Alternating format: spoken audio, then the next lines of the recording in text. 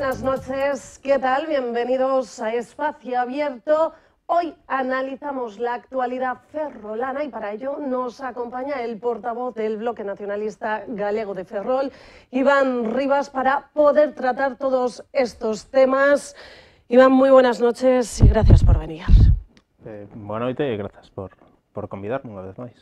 Si hablamos de actualidad, el pasado sábado celebrábamos el Día de las Letras Galegas. ¿Cómo lo celebró? ¿Qué se reivindica?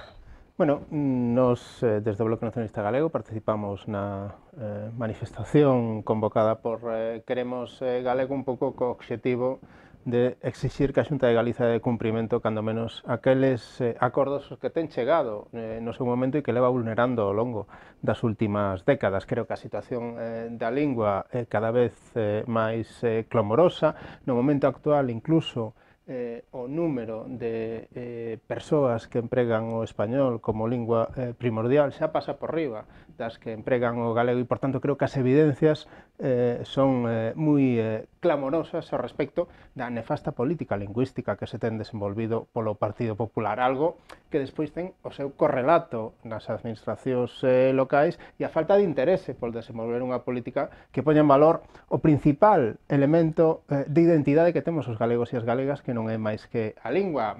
Creo que os exemplos neste concello son evidentes, pero de maneira recente vemos como toda a sinaléctica que se desenvolve por parte do goberno local do Partido Popular no concello de Ferrol se está a desenvolver en castelán, e pese a reiteradas queixas que lles temos manifestado tanto nós como veciños e veciñas da cidade, diante das cales fai caso omiso. Seguimos recibindo as comunicacións de empresas dependentes do Concello de Ferrol como Mafesa en castelán, ademais do que implican ese tipo de comunicacións e os custes que lle supoñen aos veciños e veciñas cun incremento da presión fiscal cada vez máis significativa e unha total abandono por parte do goberno municipal das súas obrigas coa nosa lingua.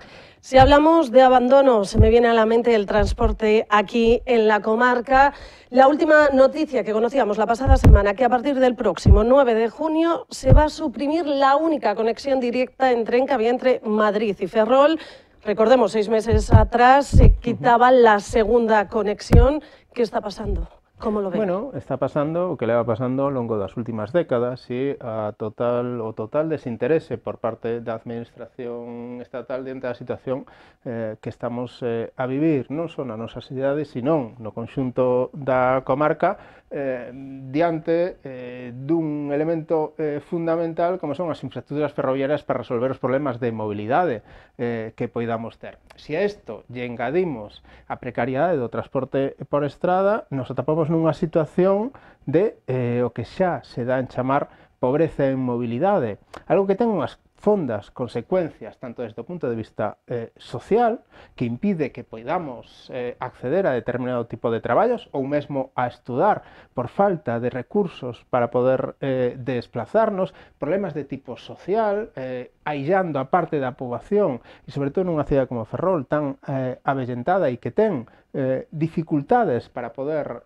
desplazarse pola falta de transporte público, incluso desde o punto de vista económico, con exemplos tan evidentes como un Perao exterior que non pode funcionar porque carece de infraestructuras ferroviarias, a pesar de que nos estamos gastando centos de millóns de euros en facer esa conexión ferroviaria. Por tanto, creo que estamos diante dunha situación que é, ademais de absurda, inaceptable. E diante dese contexto, creo que vai sendo hora de que adoptemos unha postura firme e reclamemos a administración estatal que asuma os compromisos que ten con esta cidade e que reclamemos a Xunta de Galiza que asuma a súa parte de responsabilidade. Porque neste feito que ti comentas da supresión de servizos, creo que a Xunta de Galiza tamén ten algo que decir. Quizáis non no momento actual, pero sí de cara a un futuro a curto ou a medio prazo no cal poidamos xestionar por nós mesmos, os galegos e as galegas, eses corredores internos ferroviarios, tanto que ten que ver co que era a antiga FEBE, a liña de ancho métrico, como o que esta conexión Ferrol-Coruña, Coruña-Madrid, que é a liña de ancho ibérico, e que no que os tramos que circulan por dentro do noso territorio deberían ser xestionados por parte da Xunta de Galiza. E para eso é necesario que se inicie un proceso de conversacións entre o Estado e a Xunta para evitar que supriman servizos, que as frecuencias se adapten ás nosas necesidades, que non teñamos túneles vexetais que impiden a circulación dos trens, ou evitar ese abandono permanente e constante que levamos sufrindo ao longo de todos estes anos. E creo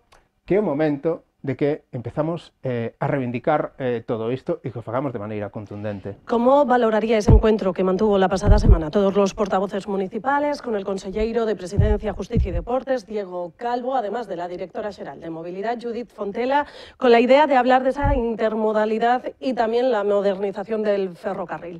¿Qué saca de este encuentro? Ben, eu creo que aí hai dous aspectos, cando menos, que desde o meu punto de vista compre destacar. Por unha parte, se nos presenta unha proposta de modernización das infraestructuras que creo que todos e todas somos coñecedores dela, en maior ou menor medida, porque despois de todo este tempo creo que todos e todas máis ou menos sabemos cal é a alternativa que deberíamos desenvolver apoiándonos no trazado que existe no momento actual e que ten a virtualidade de vertebrar o territorio nese traxecto entre Ferrol e Coruña e todas as poboacións que circulan ao seu redor. A posibilidade a necesidade, non a posibilidade, de electrificar ese trazado para que poidan por aí transitar locomotoras modernas e non sigamos utilizando o diésel como mecanismo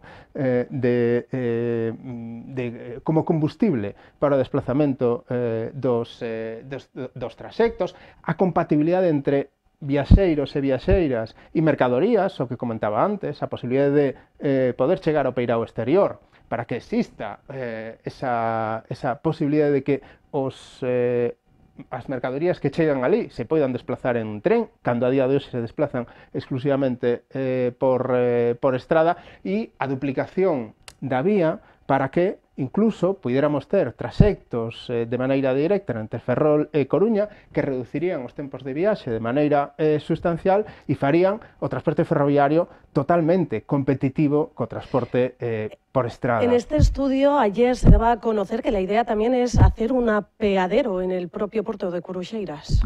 Ben, pode ser interesante, pero creo que compre que habilitemos o trazado para que poidan circular os trens de mercadorías e, como digo, por exemplo, habilitemos esa dupla vía para que non teñamos que depender de cando sae un tren para poder establecer o outro desde outro extremo e que, como decía, podamos ter conexións áxiles entre a cidade de Ferrol, a cidade de Coruña e o resto do territorio. Por tanto, creo que desde esa perspectiva con 4 cuestións básicas poderíamos enfrontar o futuro e demandar da administración estatal a execución deses compromisos. A empezar pola execución do bypass.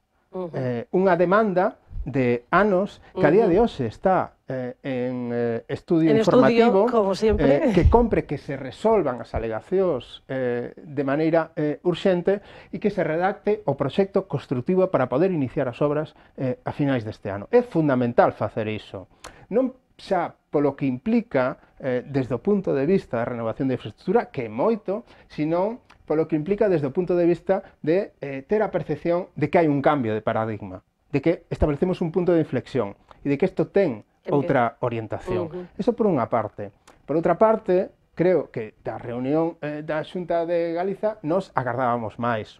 Agardábamos un compromiso político, asumindo a responsabilidade que temos cada quen desde a súa situación, desde o Concello de Ferrol, desde o Bloque Nacionalista Galego de Ferrol, asumindo a necesidade de reivindicar nos foros nos que temos a posibilidade de facelo estas demandas, tanto no Congreso como no Parlamento Galego, como mesmo no Pleno Municipal. E creo que a Xunta de Galiza ten unha responsabilidade obvia, e é a reclamación da competencia de infraestructuras ferroviarias para poder xestionala en función das nosas necesidades. Algo que se está a debatir en outros territorios do Estado e diante do cal a Xunta de Galiza ten que empezar a tomar posición. E do mesmo modo que reivindicou a transferencia do litoral, creo que unha necesidade imperiosa que podamos xestionar por nós mesmos as infraestructuras ferroviarias na nosa cidade e na nosa comarca. Non por nada, sino porque estamos vendo que a xestión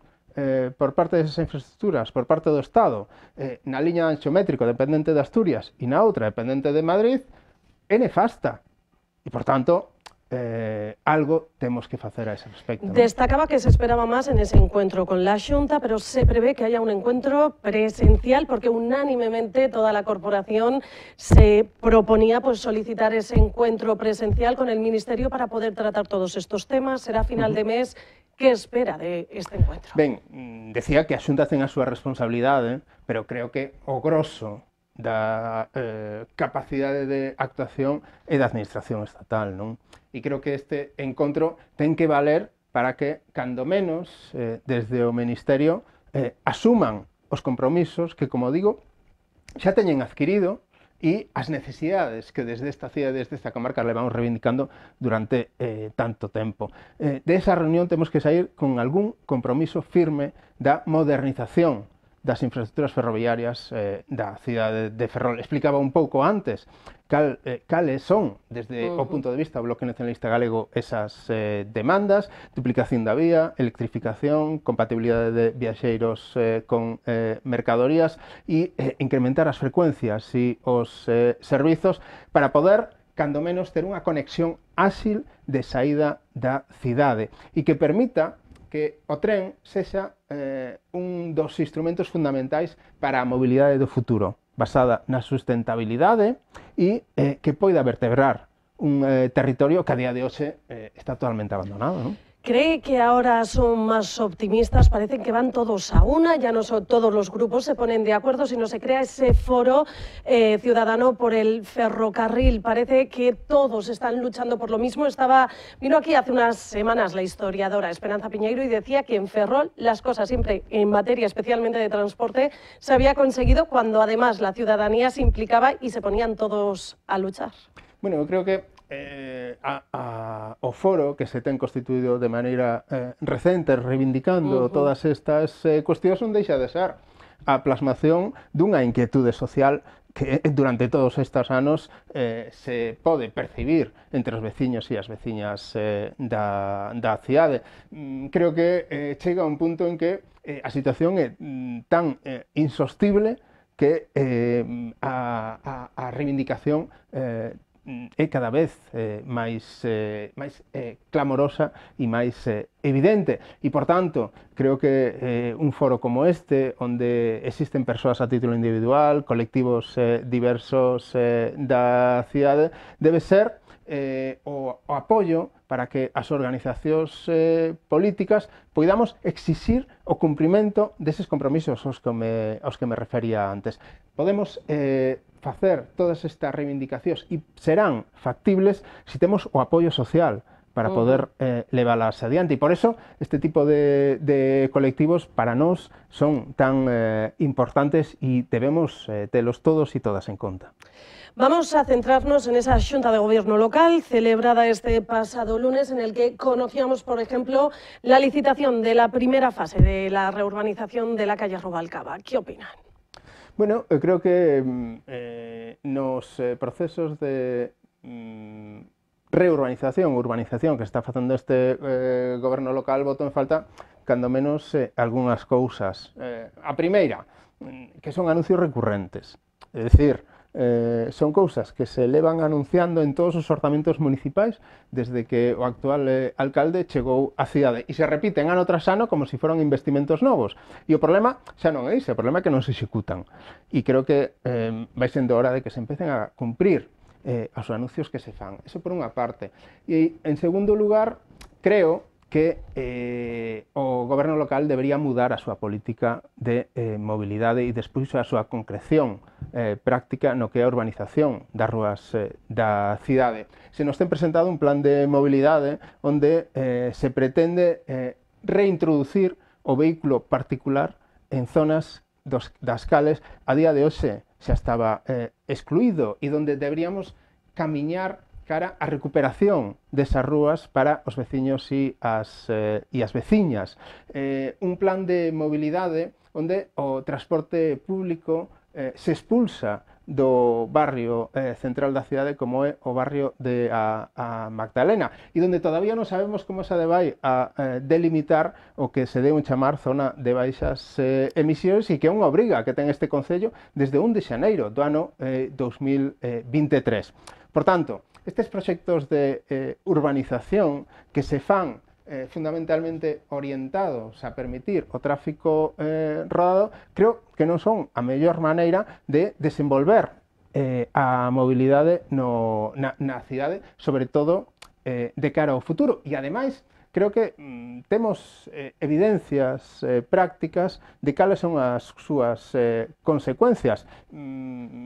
Destes proxectos de urbanización desenvolvidos con materiais como formigón, fundamentalmente orientados a permitir o tráfico rodado, temos exemplos varios, non? No conxunto da cidade.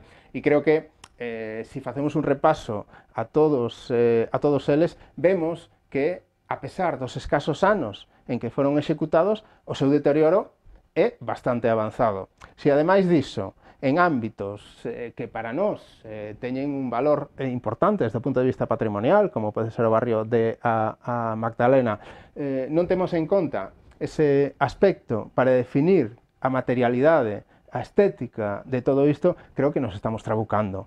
E nese senso, penso que o goberno local, cando menos, debería repensar estes procesos de urbanización novos que pretende desenvolver desde eses dous puntos de vista. Ter en conta a nosa riqueza patrimonial e ter en conta que non podemos seguir desenvolvendo unha mobilidade na cidade de Ferrol sustentada sobre o vehículo privado e temos que apostar polo transporte público e pola recuperación das rúas para os veciños e para as veciñas. E, a partir de aí, definir proxectos de urbanización que respondan a esas demandas y a esas necesidades.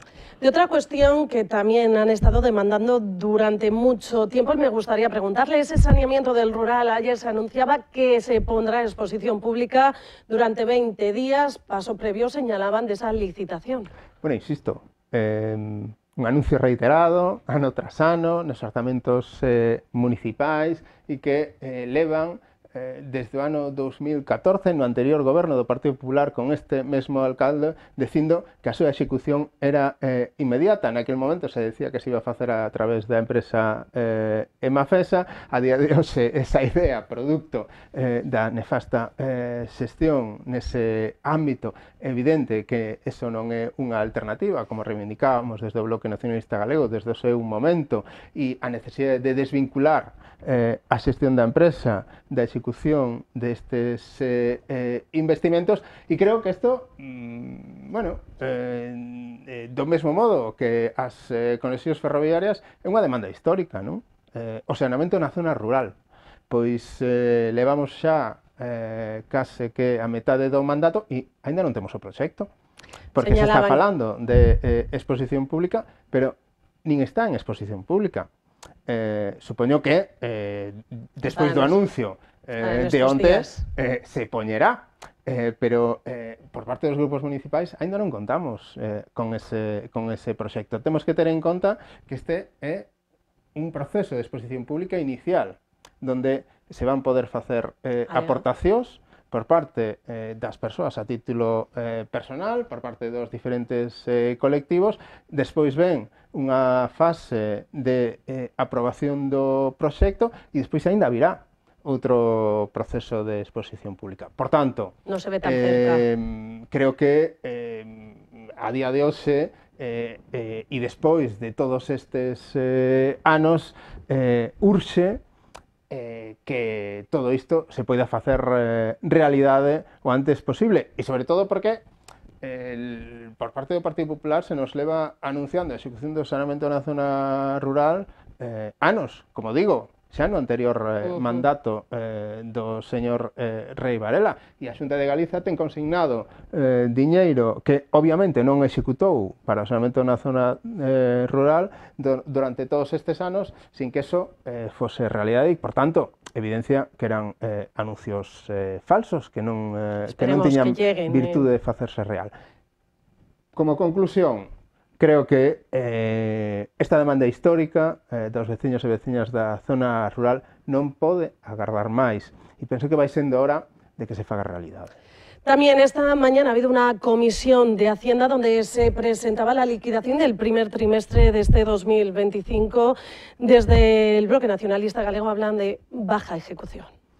Bueno, si pensamos que a execución deste primeiro trimestre non chega nin ao 4%, moi alta, parece que non é, non? E creo que iso que está a traducir unha política económica que se desenvolveu desde o inicio da chegada do goberno do Partido Popular a esta cidade, que consiste en decir que se vai a facer, pero despois facer pouco ou facer nada. E como poñía de exemplo anteriormente respecto das cuestións que me estabas a preguntar, repetir eses investimentos nuns orzamentos, nos seguintes e asegurar ou afirmar que son investimentos novos. Mire, non, os compromisos que se adquiren nun ano, neste caso en 2025, hai que executalos en 2025.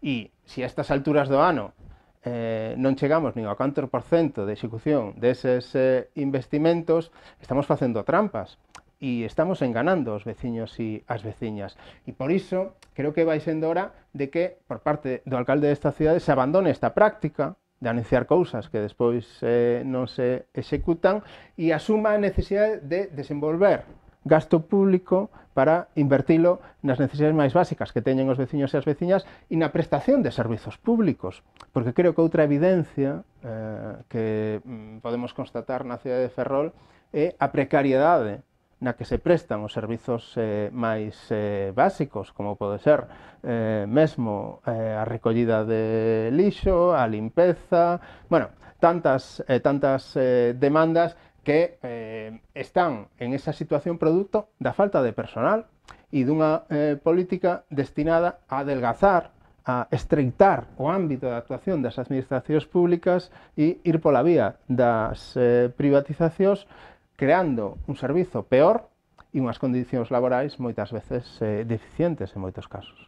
En el ámbito central, el anuncio que hacía el Gobierno la pasada semana que iba a elevar a 703 millones la inversión para ese nuevo barco para Navantia Ferrol. ¿Cómo lo ve? Bueno, eu creo que é o momento no cal permanentemente se está falando de as fragatas F-110 e os investimentos que se van a executar nos asteleiros da ría. Creo que é o momento óptimo para que en esta cidade e en esta comarca empecemos a falar da necesidade de diversificar o sector naval na cidade. É o momento oportuno para empezar a abordar proxectos de construción naval civil e non vernos en situacións como as que levamos sufrindo ao longo da última década, onde as gradas estaban plenamente baleiras. Temos que buscar alternativas e o ámbito da construción naval civil é básico para iso. E, por tanto, que a Administración estatal asuma o compromiso de desenvolver unha política de diversificación e de incorporación da construción naval civil aos nosos altereiros é fundamental para o momento actual e para o futuro. E nese senso, penso que esa debería ser a orientación e aproveitar o feito de que supostamente estamos nun punto álxido da construción naval militar nos asteleiros da ría, non?